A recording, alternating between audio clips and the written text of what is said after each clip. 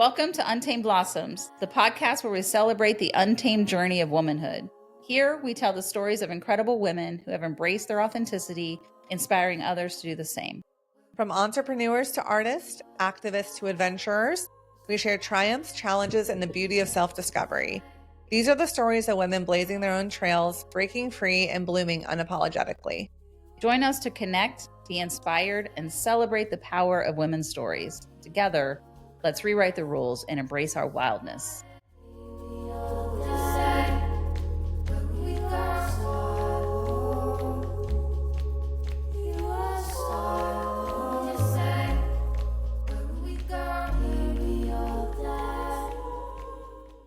Welcome back for part 2 of Jacqueline's story. I'll just give marriage a shot. Sure. Get the first one under the belt, totally. Exactly. We gotta start somewhere. What's the worst that could happen? Which, right. Had my daughter, and again, didn't really know each other very well. And so we're living together and problems are arising even before my daughter's birth. And then after she was born, within that next year, my mania, it was a manic episode that picked up speed real quick. And I went back to work. She was born in July of 2018, just to give you an idea. Pregnancy really, for me, was a parade of horrors. And just one thing after another. Healthy pregnancies, healthy babies, it was the main thing. But I was about 220 when I gave birth, 220 pounds. Within a year, I was down to 83 pounds. Wow. From that manic energy. Yeah. And I go back to work, and the mania really initially helped my work, right?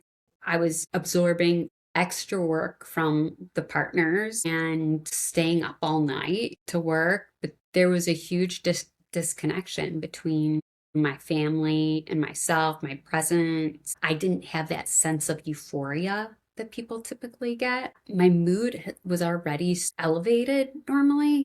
So I just jumped straight to extraordinarily irritable. Right. So I wasn't running naked through the streets or doing anything that was an obvious sign of mania. And plus, I was acting like an asshole. And what are our lawyers? I mean, typically we're dicks. So it aligned. It was serving you in a lot of ways. Right. Yeah. Right. Getting a lot done. Energy. Yeah. It was helping. It was, and I thought also that, okay, now I'm doing well. I am practicing law in areas that I want to practice law. And so my passion probably for working came back. But when it came to my family life, that was going right down the tubes really quick. And were you still married at that point? Just timeline wise, you're going back to work, you have your daughter, you have your son, you're starting to feel like, hey, there's a disconnect between my productivity and my career and how I'm focusing here versus my family life. When did you start thinking like, okay, is it the career that's doing this? Is it my mental health? Will I take a step back? Is it my marriage? Like what kind of was that precipice? Well, one of the markers of being bipolar or being a manic episode is that you lose insight into your mental health. You don't have a sense of self-awareness, right? So there wasn't that. I didn't have the insight to say, all right, there's a work-life balance issue here, or I'm not feeling myself, or you almost feel like a dog chasing its tail, this frantic energy. And I just became more and more entrenched in work and having more marital issues or in distance, I'd say, with all my relationships. That's another marker of mania. You can distance yourself from meaningful relationships, that connection. There was another thing, my spiritual connection, because I had always meditated, practiced yoga, right, received Reiki, and that stopped.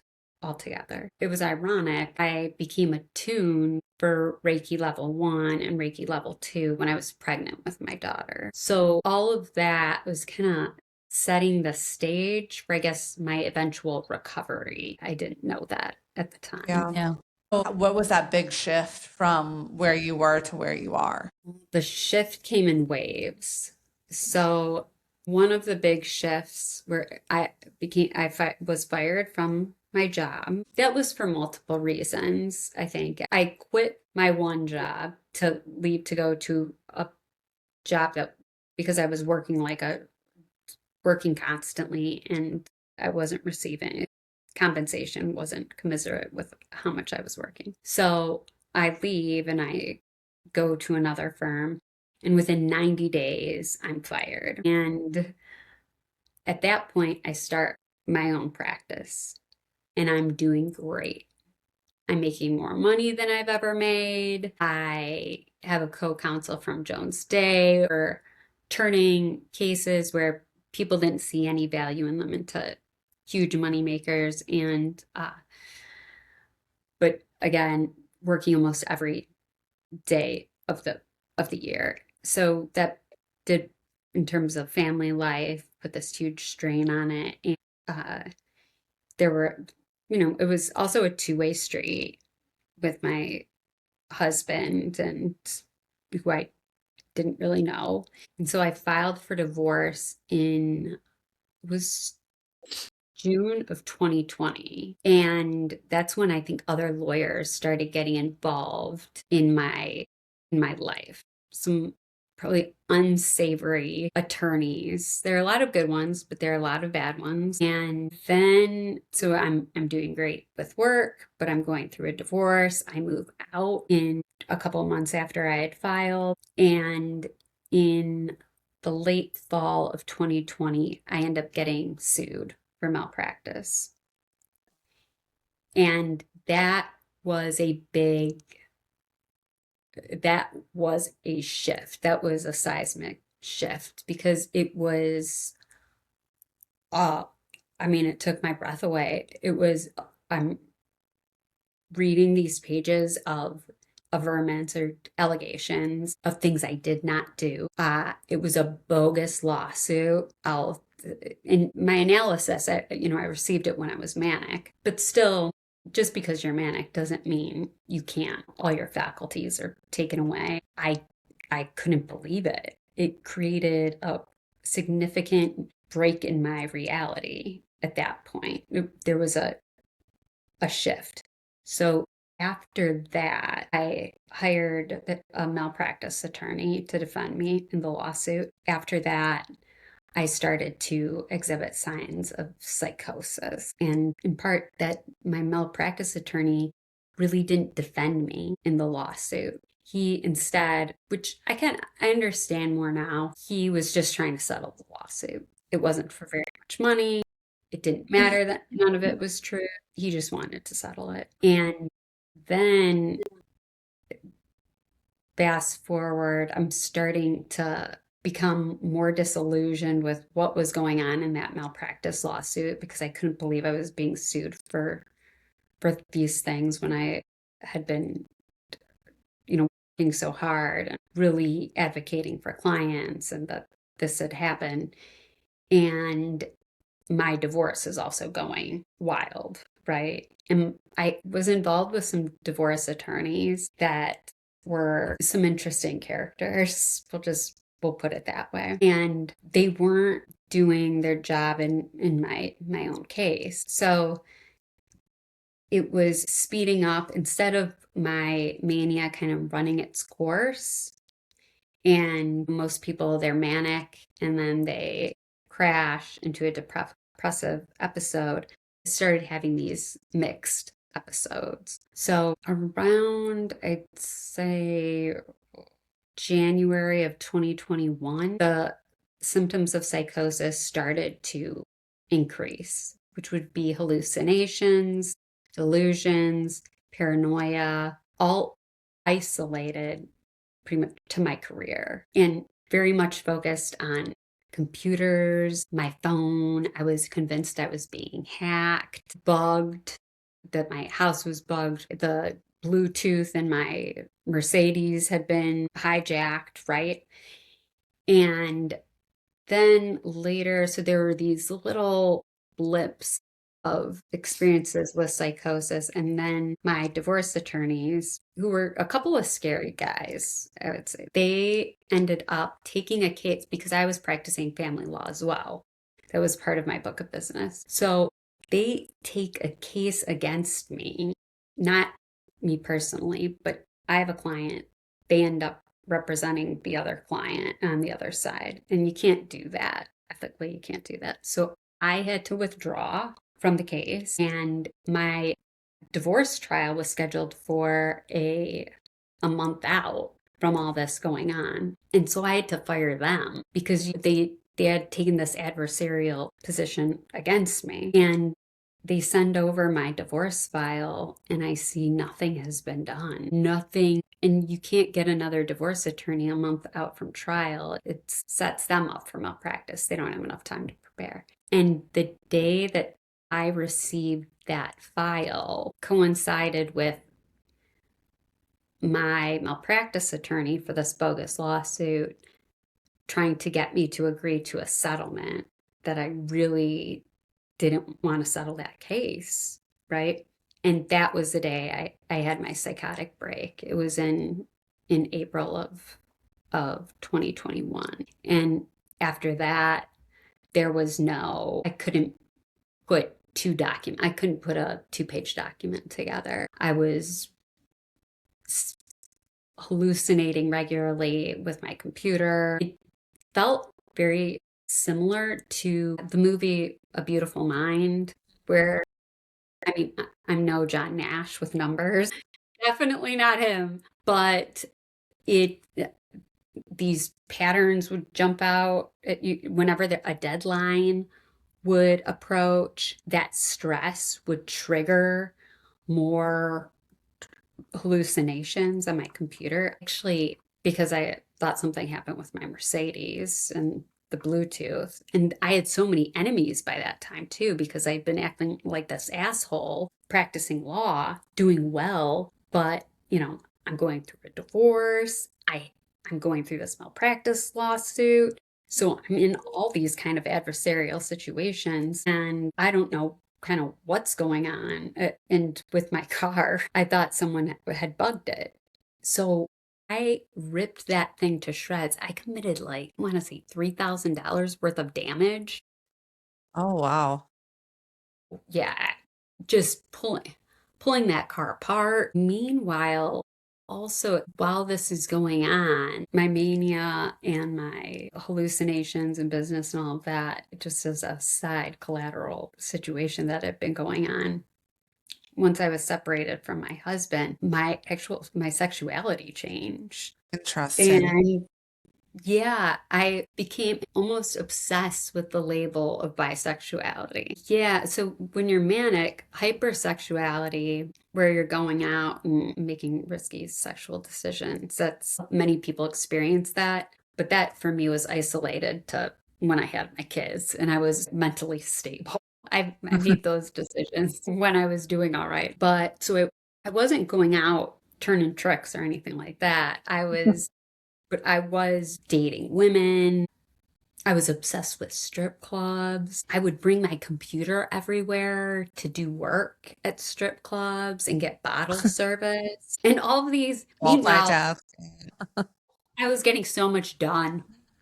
So much done. A range of different things, different interests. But all of those records, financial records, came out in the divorce, which was kind of funny. I remember my ex-husband being like, I'm just surprised about the money, how much you spent at Blue at Christie's or whatever. The day that I did receive that divorce file from my divorce attorneys that I fired and the settlement that they were pushing me into for the malpractice case, that was when I had the psychotic break and my legal career really took a turn because I had a big book of business at the time. I couldn't do any of the work or most of the work. And I started thinking that there were moles in my book of business. I spent probably close to $80,000 to $100,000 thinking that my computers were hacked. So getting all these massive reports, buying new cell phones. I wasn't able to send out an email because your brain is just not working. Right. Which the paranoia is pretty typical of certain stages of mania, right? Right. Yeah. Yes. And the psychosis, I think that was really what completely debilitated me, and where the marker was when I became, eventually if you're not representing your clients or some of your clients, most of the work when I did when I was manic was, I would say, superior work. It was great work. But then once I had my psychotic break, it became very difficult. And that's when grievances started to be filed with the Ohio Supreme Court. And when I really became, was on their radar with my career. And did you start seeking out like more non-traditional methods of healing at this point where you like, I need to do something to get out of this? Or were you weren't even able to see what you were in? No, I was so lost in my psychosis that I couldn't, healing wasn't even, you don't think anything's wrong with you, Yeah. right? I mean, yeah, you've completely lost insight. You're not seeking out psychological treatment. You're not. So it was, I'd say you see your career headed towards like a disaster, right? You do see that the money isn't coming in. You are having a very difficult time working, sending emails or anything. It was in January of 2022 where I did actually first seek out a psych eval, because I had seen other people close to me go through somewhat similar things. So I saw who's my psychiatrist now, and she said, "You're manic, you need to go on these antipsychotics." And I did so, and it kind of knocks the psychosis out of you. You don't hallucinate, or the delusions and paranoia kind of go away. But I was still manic, and then I received a second opinion that I wasn't bipolar at that time.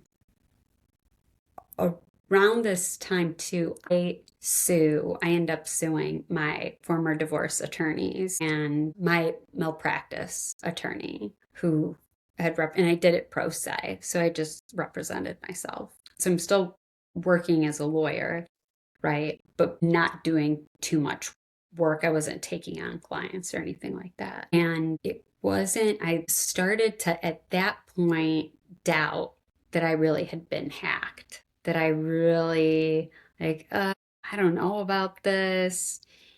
And I went through, I'd say, January of 2022 until the summer of 2022, when in the summer of 2022, I was sued again for malpractice by a different client. Now, this client, which I think the case might still be pending, it gives you an idea of how long litigation takes, but this was warranted. I mean, I can honestly evaluate, go back and look at, I missed a key date in the case. So that when I received notice that lawsuit had been filed, and it was also right around the time I missed a huge hearing in my divorce case that was going on, because I couldn't even participate in my divorce. So effectively, I looked at this. I had lost all my money by this point. I had lost my business. I mean, for all purposes, divorce was down the tubes. I didn't know what was going on with it. This is the second lawsuit that had been filed against me. I had these grievances pending before the Ohio Supreme Court, and I didn't know really what was wrong. And it was a dark night of the soul that happened where I can remember just thinking, oh my gosh, I was blaming it on myself. I hadn't accepted the prior diagnosis, and I thought this was me that had just completely fucked up my life. And I can remember just there was a night where I was just praying and just like, I'm completely surrendering. Like, whatever has to happen, because I'm white knuckling it here to keep it together. I'll take responsibility. I'll do whatever needs to be done. Really let everything burn away that is unnecessary in my life and my ego and my identity to figure this out. And the next day, I remember my dad, who I was really raised not to show emotion or cry or anything like that, or ever play the victim, right? Or not play the victim, but even express emotion that would suggest that I'm feeling sorry for myself or that I'm going through anything. No weakness. No weakness.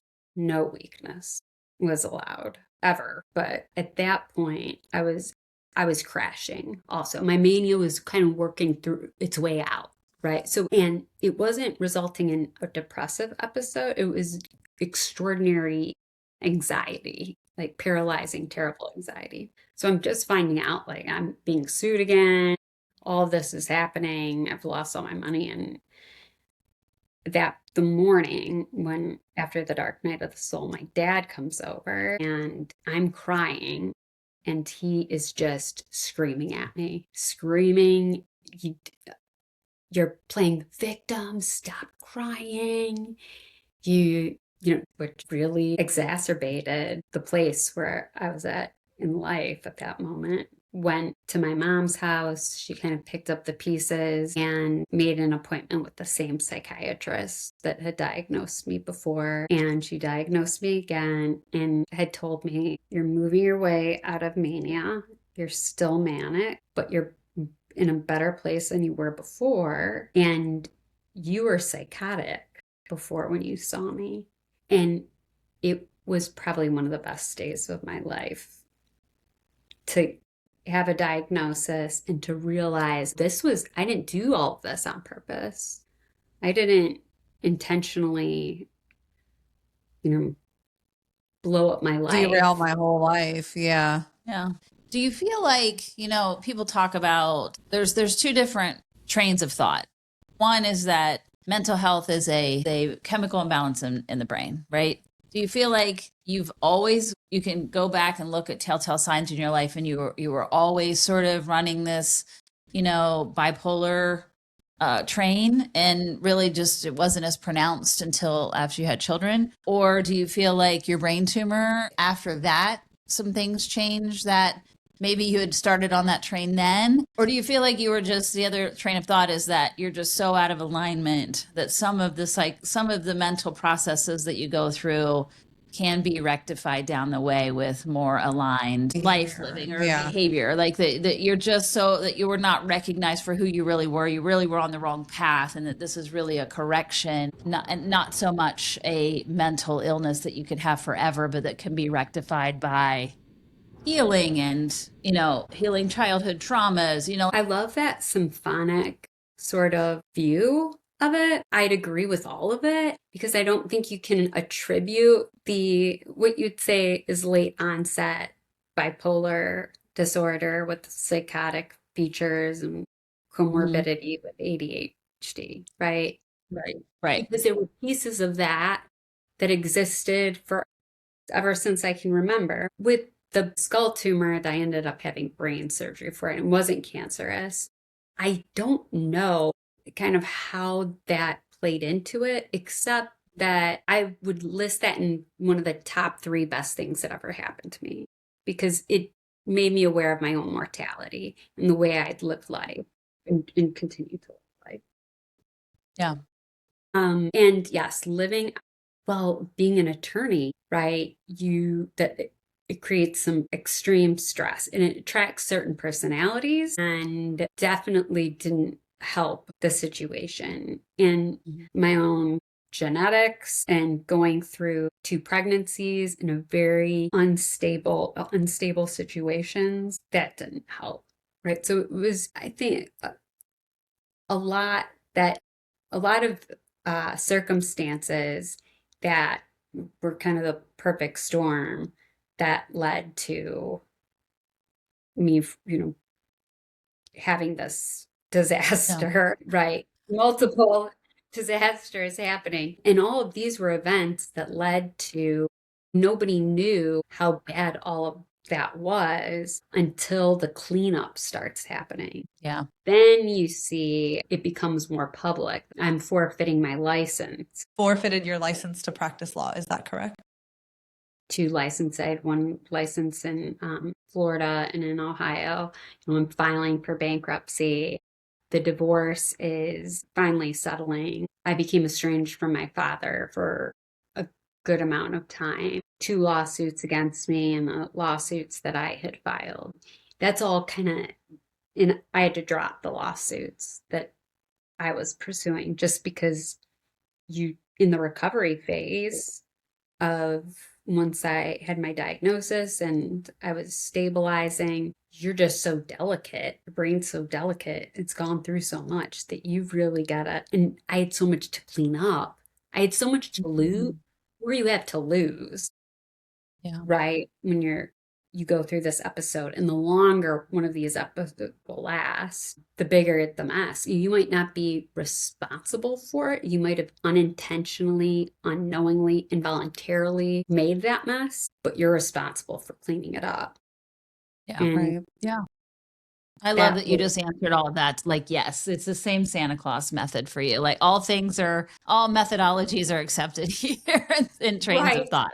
That tracks for you. I think that's really cool that you're like, yes to all of that question. Yes, all of it is true. Yes. And you mentioned, can you cure it, or because I volunteer at the gathering place. I've done that for a long time and practice intuitive energy healing and Reiki. And I'm a big believer in, you can change your DNA and epigenetics, and all things are possible, right? And constantly, with our bodies are really miraculous in the way that they were designed to heal ourselves, right? Unless something goes drastically wrong. That said, I think because I had really, an atom bomb went off in my life and I'm a single mom, I wanted every protection in place for this not to happen again.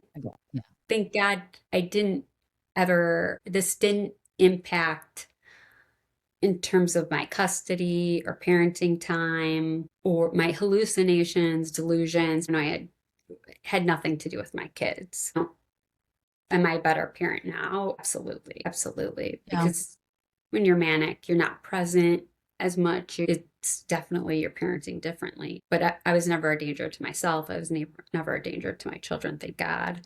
But because of being a single mom, I have definite, as I'd say, like guardrails in place. Yeah. I have no aspirations to ever go off my medication or Yeah. I still go through healing, whether that's sound therapy or Reiki from other practitioners, other intuitive healing that I receive, but I am very careful about operating going forward. Yeah. Yeah. The sleep that I have to get every night, meditate every day. I would attribute a lot of my healing to meditation. I meditate nearly every day, but I hate it. Bipolar, disclosing that you're bipolar naturally, and it happened in the divorce, just because the diagnosis happened within the course of the divorce. Just saying that creates a serious problem in terms of trust that people have. It scares people. It needs major rebranding. And yeah, people are scared of it. And functional, high functioning bipolar people, I don't think they tell anyone about it. It's like one of those phrases, like people will be like, oh my God, you're so bipolar. Like it's less of a diagnosis and more of something people would say as an insult. And I think that prevents a lot of people from being able to confidently share their diagnosis and the struggles with that. I have a dear friend who struggles with bipolar. And I found myself when she told me thinking, God, have I said that in front of her? And you just start reversing and thinking about how normal it is for people to say things. And you don't know that until you love someone that's affected by it. And then you realize how deeply damaging that can be. Because to your point, then it becomes a whole branding issue, a marketing issue where people are thinking something completely different about this. We need some good PR. We need, Totally. which is why I started talking about it, because I wanted people to know there are high functioning people who are, I mean, managing the condition well, and who, yeah, that's kind of your partner now somewhat in life, right? And you're definitely living, being more vigilant about everything in life and your mood, and have to take really good care of yourself. My mental health, and I think this really applies to everyone, but my mental health, especially, it's trumping everything in my household. It carries the day because I know Yeah. what it's like when my mental health goes to shit, right? Everything in the house goes to shit. So it requires definitely, vigilance. yes, requires vigilance. And you really hear, I mean, the horror stories about people who are bipolar who went off their meds, or the Netflix specials that I've seen about this. Yeah, we Yeah. need some success stories. Well, speaking of success stories, tell us about Boho Healing. How did this come about? And talk to us about all the different things that you offer through that. Thank you. Yeah. After I was under an order from my psychiatrist not to work for 2 years. So I had that luxury of that amount of time to really put in the healing. So that's when I started to reconnect to a higher source, meditating. I would attribute my healing probably 50% of it to meditating for maybe an hour and a half every day. And then once I had the green light to work, it was really, what am I going to do?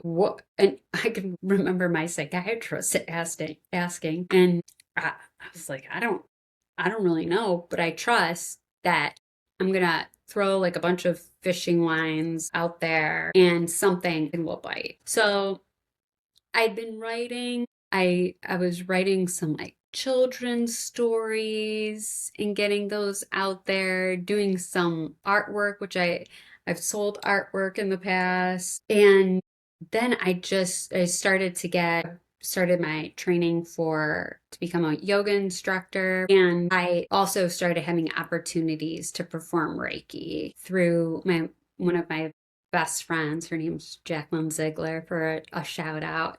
She specializes in mental health research and treatment, and we've been friends since kindergarten, which all of this can ironic and kismet, but she's a really well-regarded yoga instructor and let me perform free Reiki at one of her donation yoga classes. And so I became affiliated with a yoga studio, doing Reiki with this yoga studio, and then incorporated my own business for energy healing and became certified in sound therapy.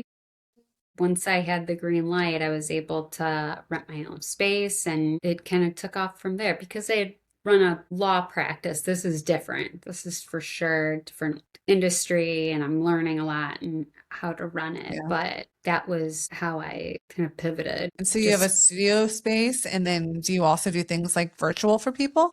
No, I don't do virtual healing. I'm certified as an energy coach, and to do coaching, I have a coach who has helped me tremendously, but I don't perform when it comes to long distance Reiki healing.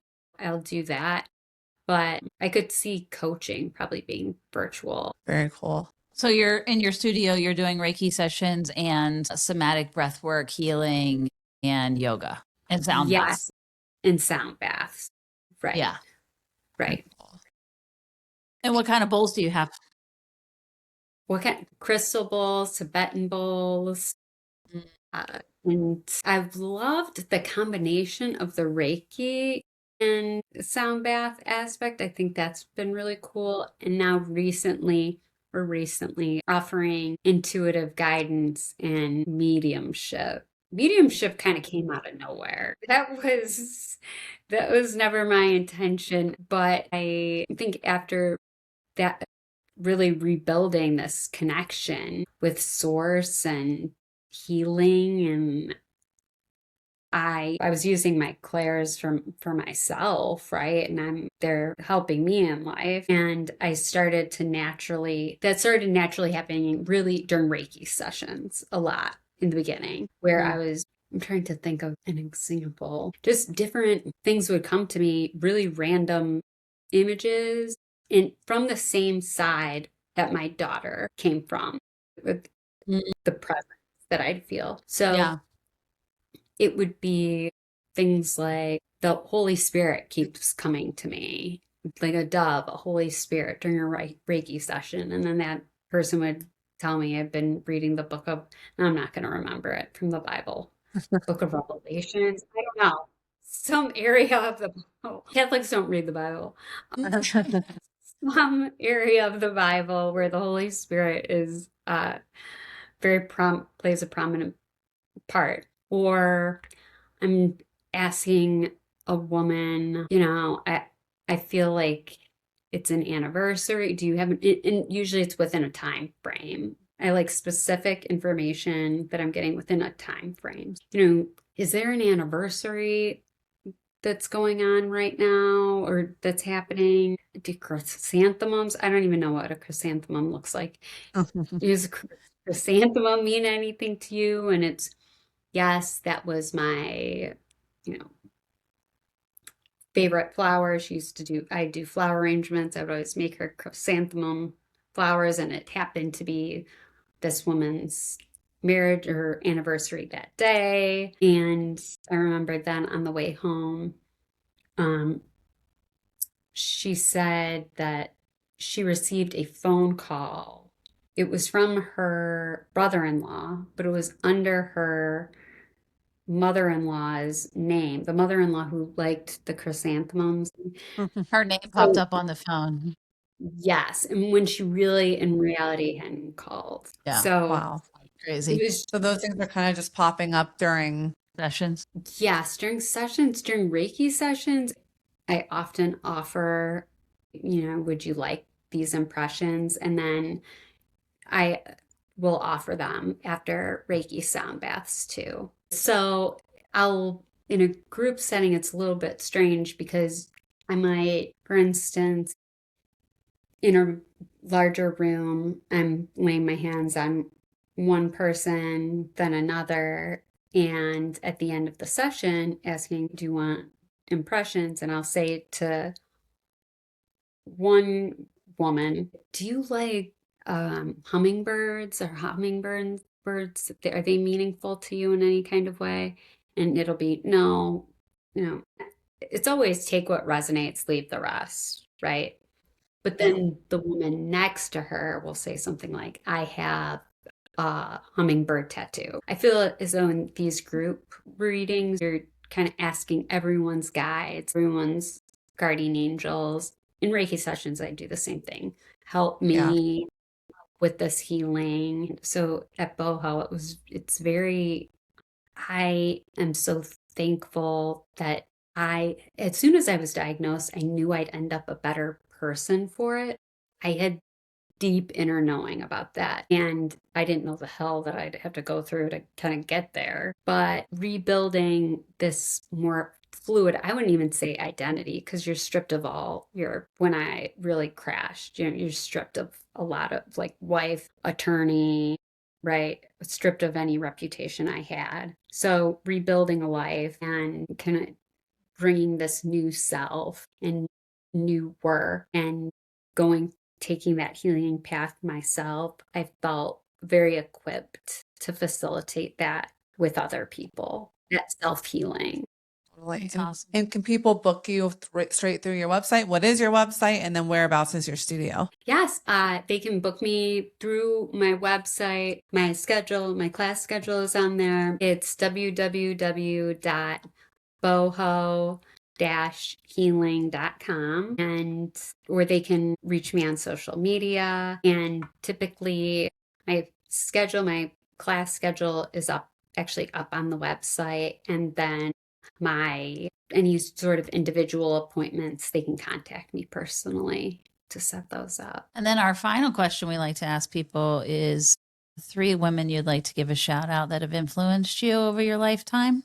Doesn't have to be 3, but anybody that you want to give a shout out to. Oh, wow. Oh, that's a hard one. Definitely my mom. My mom. I'd say she's one of the people who saved who saved my life, right? Who saved me. And I'll give a shout out to my friend Jacqueline Ziegler, who has been so instrumental in my healing process and my life now, and just a wonderful friend. Um, and yes, just a partner, almost as though we both are healing together in different ways. So that's been Yeah. wonderful. And my coach, Julia Mason, she runs her coaching, and it's a marketing. She also does marketing and website design, which has been perfect for me. It's been a wonderful marriage. Your website's great. I was Yeah. mentioning that before we started. Like, it's very good. I love it. It's all Julia. Julia is magic. Julia, I went to Julia actually when it was like, well, what am I going to do next? I felt as though I was in a great place, and my psychiatrist said, okay, working again. I was like, well, what the heck am I going to do? And that's when I hired Julia. Julia taught me how to cry since I wasn't allowed before. So Julia Mason, and her company is called the Enthusiasm Lab. We will tag that in our show notes for today so people can also find her. This was such an incredible conversation. I think that's going to help a lot of people understand, and not always, and especially the bipolar topic we talked about, not it. Sometimes you hear that and you're like, well, that person's crazy, right? No, these are normal people with things that it's no different than needing a heart medication, or they need a medication to help them stay stable. It doesn't mean, and yes, some people with bipolar, the reason it has that stigma is that they feel so good on their meds that they're like, I don't need this anymore. They stop taking it, and they don't realize they get back down the road, just like you didn't realize you were in that to begin with.